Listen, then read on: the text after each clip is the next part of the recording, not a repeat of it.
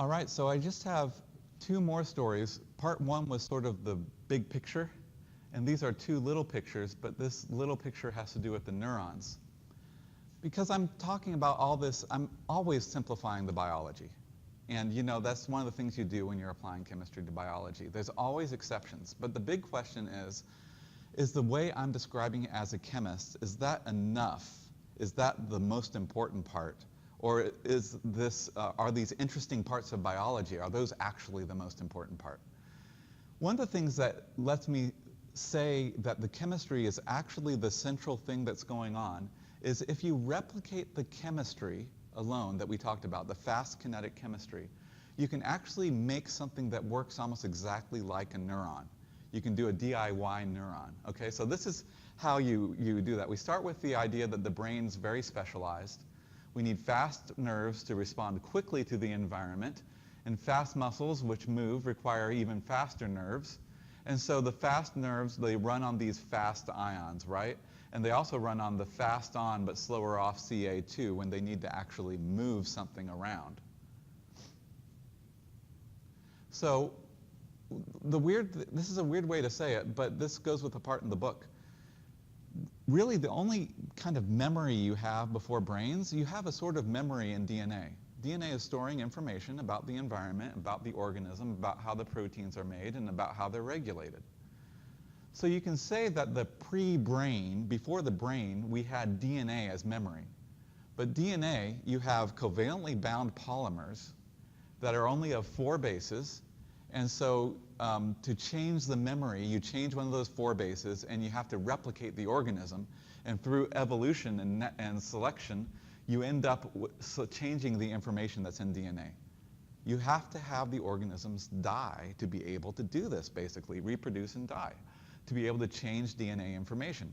That's very slow. It doesn't really matter that covalent bonds are slow in that case, because those aren't holding up. Those aren't the rate-determining step, right? But in brains, you have a different situation where you can respond much more quickly than in DNA, and you have much more than 4 bases.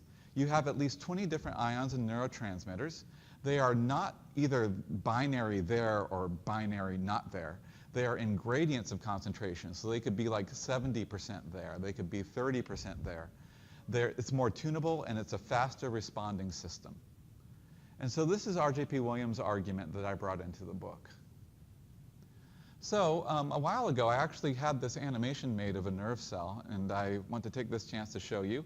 If I could have Harry Potter books and have this actually happening with this particular picture right here, I would totally do it. But since I can't do Harry Potter books, I'm going to do this.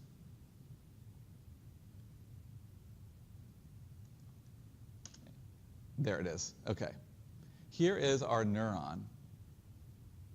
And at the very top, you can see a neurotransmitter crossing the synapse, and then a flood of red enters the neuron. This is all, it's a little blurry right here, but it's all sodium coming in, positive charge. After the sodium is let in, you have slower potassium being let out. Because you have the red charge being let in by fast channels, and the potassium being let out by slow channels, what you end up is you have the potassium channels are just a little hair slower. The sodium moves down the neuron as a result. Okay, so this is the thing that I really wanted to show. At the end of it, you have calcium coming in and moving the vesicles. So let's watch it again. Neurotransmitter turns the neuron on. It lets in positive charge, and you have charge-responsive channels that let in sodium. You have slower channels that are also charge-responsive. They let out potassium. The net result is you have a red wave of charge that is let in down the long neuron, and the slow things eventually let it out. You end up with a pulse of charge that moves along it like a wire. At the end, you have things going. There's a typo here. This should be calcium. It was a sodium, but you know, calcium actually comes in because you need the 2 charges to move the vesicles. The vesicles move down, they release the neurotransmitters, and the whole thing starts over again. Of course, it takes us about 10 minutes to describe it, right? But it happens a lot faster. It happens as fast as these ions can move, and because they are fast ions, it can happen very fast. So, and that's how you can make something move in one direction. It's actually hard to make something move in one direction when you're talking about a chemical process. Chemical processes diffuse, right? Isn't that the definition of work, moving in one direction?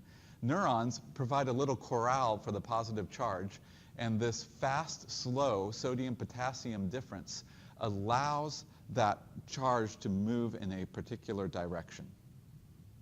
This is only the tip of what's going on, actually. There's much more that's going on as well. So note that calcium is at the end. That is correctly shown on this particular illustration by Gayla Bent. And the calcium comes in and releases the neurotransmitters. This might be one of my favorite ones that Gayla did. I like how this works, and I would love her. Maybe someday we can do an animated version that would be like that. But for now, you can put them together in your head, okay? So the thing I want to show you is, if that's really how a neuron works, then we should be able to replicate it with a system that structurally is not much like a neuron at all, but it has the same chemistry. And it turns out that these people did that. This is a biomimetic neuron, an organic, electronic, biomimetic neuron that enables auto-regulated neuromodulation. In other words, it interacts with other neurons like a neuron would, okay? So look at the abstract of this. If we dig into the abstract, we can get this, this statement of about the fundamental function of neurons is defined as chemical to electrical to chemical signal transduction. Chemical is neurotransmitter, electrical is the positive charge moving down the neuron, and the chemical is the release of the neurotransmitter at the other end of the neuron. So what they did is they actually put enzymes together with an electronic pump that basically did the same kind of thing as a neuron did, and it turns out that it actually worked to actually interface with other neurons. It actually worked like a neuron. So this is what it is, really. So here's the picture of a neuron on top, and right below it right here, we have what they built. They built a biosensor that will detect a neurotransmitter, either, in this case, either glutamate or acetylcholine. And when the biosensor detected it, it sent electrons down to an ion pump, and the ion pump would then release a neurotransmitter, in this case, either protons or acetylcholine. The main thing is, in the middle, this is very unlike a proton, unlike a neuron, I should say, but it does the same function in that it detects a neurotransmitter at one end, it releases a neurotransmitter at the other end. And it carries this down in the form of charge down a long path. So the one thing I want to show with this is that you can make this artificial neuron, and you can actually put it in, so you can make these biosensors that respond selectively to the chemical, the neurotransmitter. And what they did is they used enzymes that they sort of embedded in the biosensor that were able to do the different kinds of, they had an enzyme that would take glutamate and it would make peroxide, and then the peroxide would make electrons. So you see that's a chapter 5 kind of concept put together with a chapter 7 concept. The electrons electrically will describe them as moving down and then activating the ion pump. And the ion pump would just pump out acetylcholine. And so they did this, and they were actually able to make this. Now this is much bigger than a neuron, but it is biomimetic. It does form the same function as a neuron, and it works at the same chemical concentrations as a neuron does. So it's really a clumsy neuron, but it works like a neuron does. They were able to transmit a signal in the same way that a neuron does. How big is it? That's a good question. I have that somewhere in the paper. This shows that it has physiological, it responds in the same concentration range, and this is the current that it has. Because I think my question is like, Yeah. what's the point? Yeah. Someone's body? Yeah, maybe in some cases you could if you wanted to interface with the body, but you wouldn't be able to make a whole brain out of these.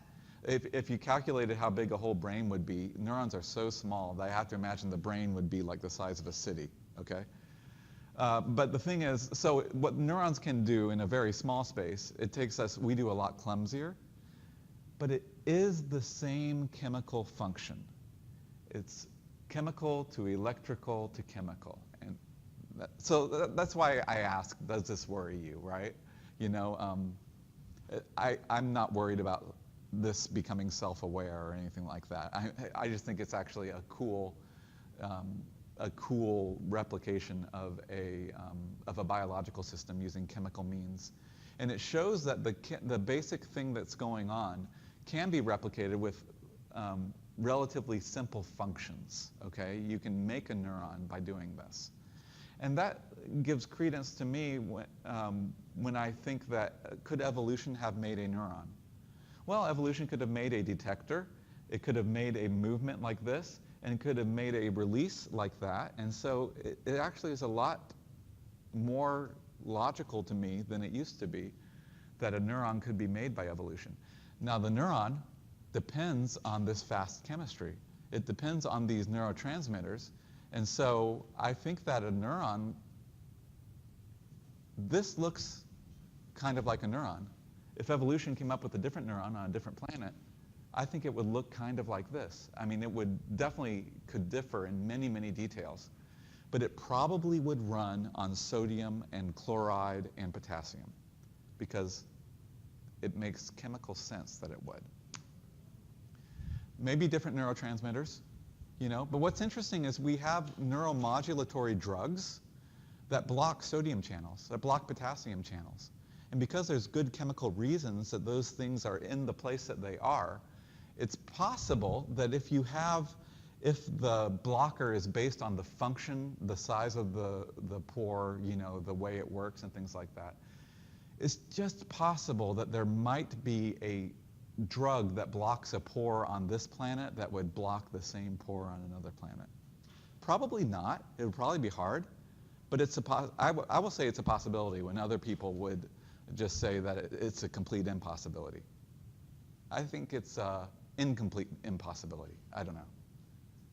Okay, so that's your other planets sci-fi paper that you can think about.